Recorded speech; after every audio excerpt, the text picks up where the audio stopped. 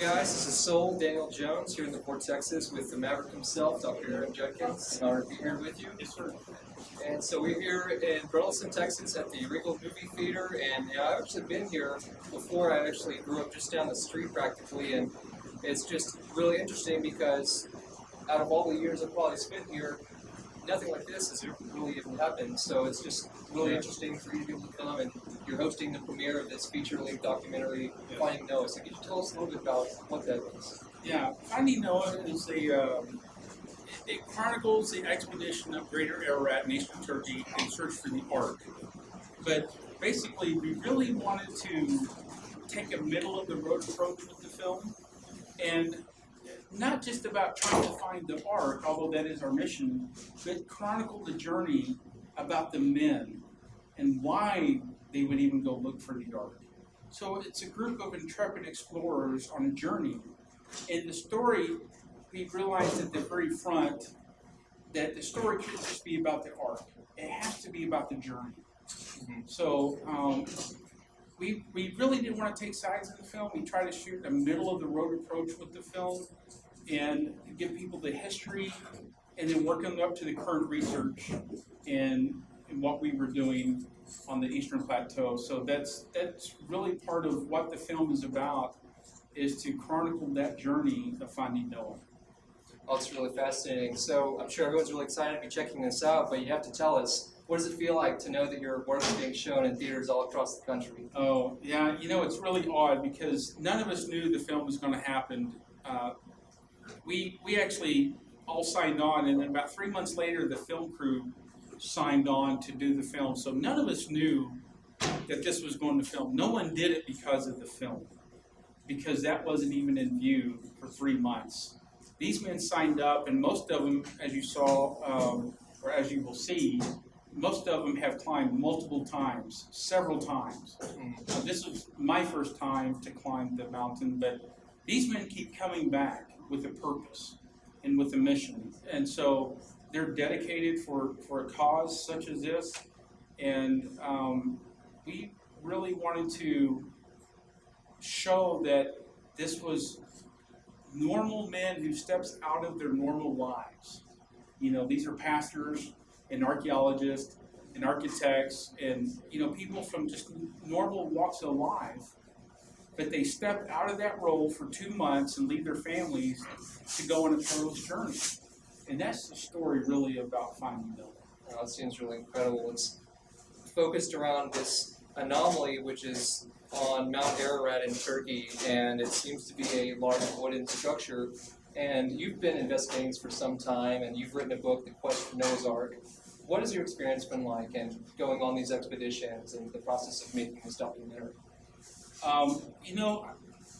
Part of this is you have to have multiple roles when you're on an expedition like this, because you have to fill in the gap wherever you can fill it in. I was associate producer of the film, but my job primarily was in front of the camera as one of the consulting archaeologists. And you want to do the job that you're there to do, but after a while you forget about the cameras and you're just there doing your thing. It takes a lot of effort to climb a mountain like this. It's my first time, and you just don't know. It's the unknown. Yeah. You don't know what to expect. And to have this, this being shown, I tell people all the time, had I known this was going to film, I would have worn probably my cowboy hat instead of the turban that I had on. But you're there doing your thing, and it's just about real men, climbing a real mountain, searching for a real Ark. And there's nothing about the film that is made up. It is a true documentary. What you see is what really happens. There's no lines. It is a real documentary, and we're really proud that this Finding Noah is showing in some 640 screens across the country on this night, October 8th, and it's a real honor and a privilege to be able to have the guys from the film crew, Brent Bond, the director, producer Matthew Marsden, and for those guys, narrated by Gary Sinise. Wow, this is a real professional production. So there's a lot of camaraderie that goes into this whole process of trekking up the mountain and doing all the scanning and all the technical work that goes into doing these investigations. So I'm sure there's a lot of things that help the group support each other, and so it's just a fascinating process, I'm sure. If you could speak a little bit on maybe the more memorable times and maybe some of the perils that you go through during this whole journey. The perils are certainly there. As you'll see in the film, one of the men, not on our team, but he suffers a very serious injury. He slides off the glacier and drops about 20 foot down a rocky waterfall. And so the dangers are very real. They're it's a very unstable geopolitical area. The mountain itself is just a whole nother beast. Matter of fact, we've nicknamed it the rock pile. Wow, yeah. Because it's just a beast to climb. Our director of photography, Dave Ramison, has summited Everest. And he said, I would almost rather summit Everest again than have to climb Mount Ararat. Because it's just so dangerous. Yeah. But part of the journey is to make it up that mountain and get yourself up that mountain. And then you got to start the work, right? Yeah. It's only half the battle. It's only half the battle getting up that mountain. And it's interesting, 60% of our crew only made it up. Only 60%. We had some of them fall out. They made it up to maybe the 14,000 foot, 4,200 meter camp. Yeah. But that was it. They couldn't make the summit. And we had several people, both on the film crew. Well, a couple on the film crew side, not very many. Most of them did summit because we knew that they could make it. But there were some on the big crew side that they couldn't make it up. So, you just have to go with it. But each person really filled a role. So, I everything that you'll see in the film, I did. If we were drilling ice cores, I was drilling ice cores. I jumped in and helped them. If we were doing GPR scans on the summit and pull it, someone has to pull that sled manually. Yeah. I jumped in there and pulled the sled. If it was setting up flags or doing the grid or taking notes, one of the guys commented, he said, well, most of the archaeologists come up and they'll just sit and take notes and watch us work. And you actually jump in and watch us work. Jose basically is the one who was our lead GPR guy in the film. He said, man, you're in there working with us. So I do everything I can in front of the camera and behind the camera to make things work. Yeah, I think it's important to be actively involved in all of that rather than, like you're saying, just sitting back and taking notes, observing. Because it's something that everyone has to do to make sure that it turns out in a way that's productive overall. And I think that it's something everyone can look forward to. So this could be a significant archaeological discovery. And what are your thoughts on how this can change the way that people see the world? Well, that's an interesting question. Either people have their minds made up about this whole Noah's Ark and Genesis, and most secular archaeologists said that it's really a myth. They won't spend their time going on Mount Ararat to go, and they really kind of poke fun of people who do, because their minds are made up. Yeah. They call me the maverick archaeologist because I'm not in the box. Like my colleague said, Dr. Randall Price, who you'll see in the film, our lead archaeologist, he says, if we don't go, we won't know. Someone has to take up the challenge, right? Because the question is what if we find evidence for a structure on Greater Ararat? What if we find wood? What if we find multiple samples? What if we can find empirical evidence that shows, yes, there's something here? It may not be a sign that says Noah's Ark, but what if it matches the dimensions laid out for us that we know? It could change everything we know. Because then, all of a sudden, there's a structure on that mountain that fits some 500 ubiquitous flood legends around the world. It's not just a Western mindset. This is cultures that pervade throughout the world. They maybe have their own Noah and their own family and maybe their own ark. The story varies throughout cultures and times, but the central theme is the same. A group of families survived. It's interesting in the Chinese language. It's pictographical language, and in the Chinese language, their word for boat is 8 plus persons plus a boat. Wow. And so in their language, they say that's their word for mount. It's 8 persons plus a ship, you know. It's weird. Yeah. Because this really pervades throughout cultures throughout the world. So our job is to independently verify scientifically if there's a structure on Ararat. Because it would really change everything we know. It would change all the ologies. Yeah. It would really change history, archaeology, zoology, biology, paleontology. It would really change all those ologies because now you have to contend with that evidence. Yeah. And if the evidence is pointing to Genesis is true, and there was a flood, there was an ark, then maybe some of that other stuff's true in there too. So in archaeology, there's been things that have been defining moments in archaeology that has changed the course of archaeology. The greatest example up to date is the Dead Sea Scrolls. People say, we just think that, that was just written down, and we don't have any evidence of the original writings. Until the Dead Sea Scrolls were found, that vetted 2,000 years of written history. Because every book of the Old Testament, with the exception of the book of Esther, was found in the Dead Sea Scrolls.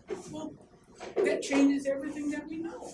Because it's not the original, but that vets everything that was written back then.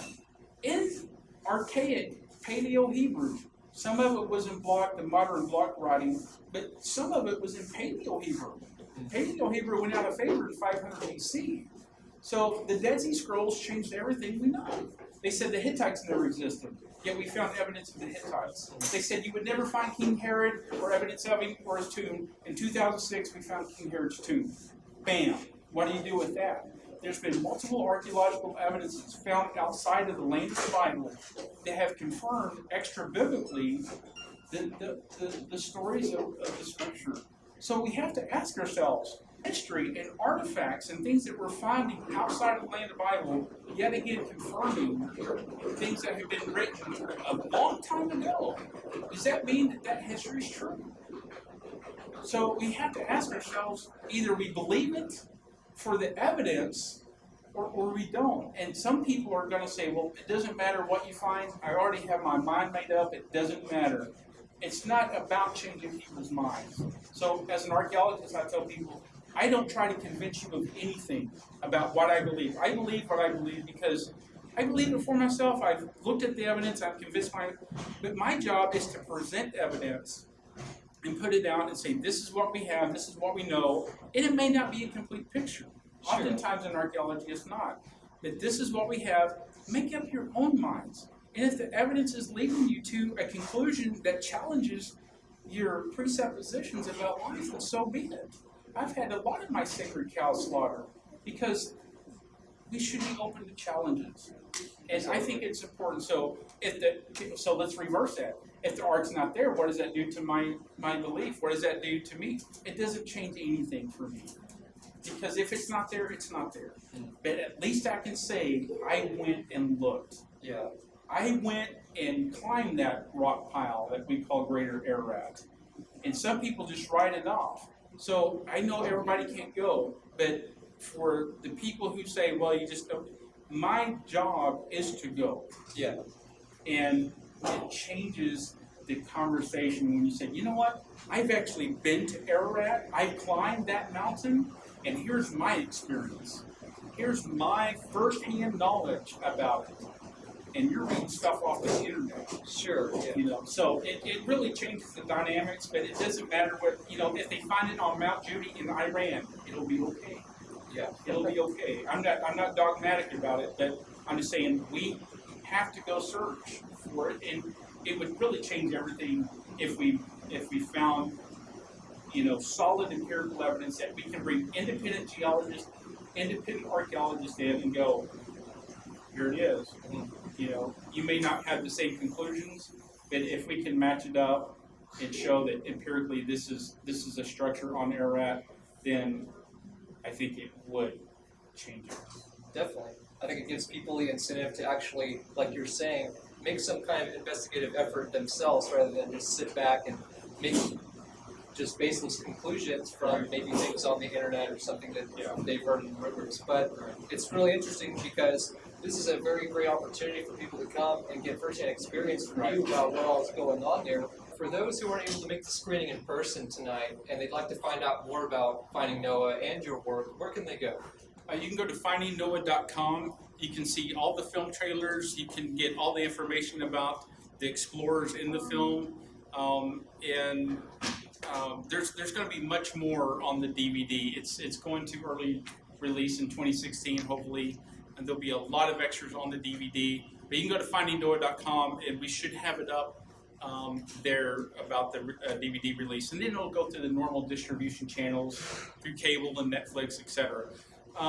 For people who want to follow my work, you can go to aaronjudkins.com and follow me. It's kind of a mix-all of everything that I do, but it really is a central website for me. aaronjudkins.com. You can follow me.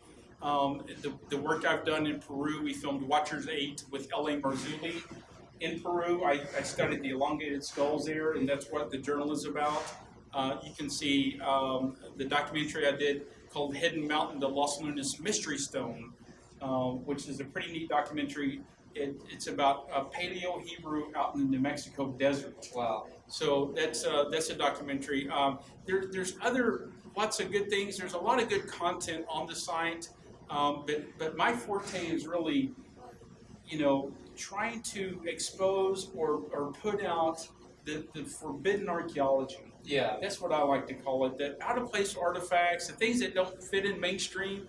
Look, a lot of archaeologists won't go and waste their time, but that's where I want to come in and fill the niche. I want to go out and investigate Paleo-Hebrew in the New Mexico desert. Absolutely. I want to go search for Noah's Ark in Greater Ararat. I want to go to Peru and research these elongated skulls, because that's information worth knowing. And so that's part of what I do. I've traveled the world, and it's taken me to a lot of places. Interestingly enough, I've got some people knocking on the door about doing a TV reality show, just on various things. I've turned a lot of those down, but there's several of them. I say several. There's probably 2 that I'm really interested in that I'm in discussions with now currently. So you just never know where life's going to take you. I mean, 5 years ago, I would have never told you I would have been climbing Mount Ararat searching for an ark. And it's going to be in a movie, for crying out loud. I mean, it's amazing. So life really takes, I think, through some amazing journeys. And sometimes these things are just once in a lifetime. Mm-hmm. And you have to seize the moment to do it. So the theme of the movie is, what's your mountain? And it really is about getting out of, your comfort zone, getting out there and doing something you normally wouldn't do. I would never normally go climb Mount Ararat. Sure. But there's mountains in our life that come in sometimes very unexpectedly. Sometimes we see them coming, but we don't know how to deal with it sometimes. And so this is really a journey also about overcoming obstacles in our own life and the journey within ourselves to overcome those mountains that we face sometimes on a daily basis. And it's getting that friend to reach out and help you climb that mountain. I mean, I couldn't have climbed it by myself. Right. It's to have friends like, Gary to say, here, I'm gonna help you. Friends like Bill and Will that you'll see in the movie that says, come on, Aaron, you can make it. We're here with you. And sometimes we need friends. Sometimes we need people to help push us in life to overcome obstacles. And that's really, I think the ongoing theme about Finding Noah is, what's your mountain? Because sometimes we just can't do it by ourselves, and that's okay. So, but you can go and follow me on aaronjudkins.com and, follow me that way. Great. Well, it's really interesting. I'd love to be able to go on some of those journeys with you as well. You'll have to keep us updated on all of the things happening as well. This was the big event, Yeah, Finding Noah. This is going to be sticking around for a while. It is, and everything has been working up for this moment, for the film release. I don't have anything scheduled, but you just never know. Sure. I could get a phone call tomorrow, just like 3 months after I got back from Turkey, I got a phone call that said, we need you in Peru and Bolivia for a month. And in January I'm in Peru and Bolivia for a Yeah. month. You're shaking your head like I would have never expected this. But sometimes, you got to take those challenges when they come. And I just encourage people, get out of your comfort zone, do something you normally wouldn't do, challenge yourself, get off the sofa, go do something fun, get out and just whatever it is, if it's hiking, exploring, whatever it is for you. Not everybody can go climb a mountain, but you can do something fun, enjoy life, because life is very fragile. It's here for a moment, then it's gone. So I think one of the greatest lessons I've learned is just enjoy life. Absolutely, some great words of wisdom. I'm glad to be here with you. It's been an honor. We all really appreciate the work you've done. It's fascinating. We're really excited to see the further things coming along as well. So with that, I want to say that you've just done some incredible work. And for more information, be sure to check out Maverick's website at aaronjudkins.com. You can find his books there as well. You can also go to findingnoah.com.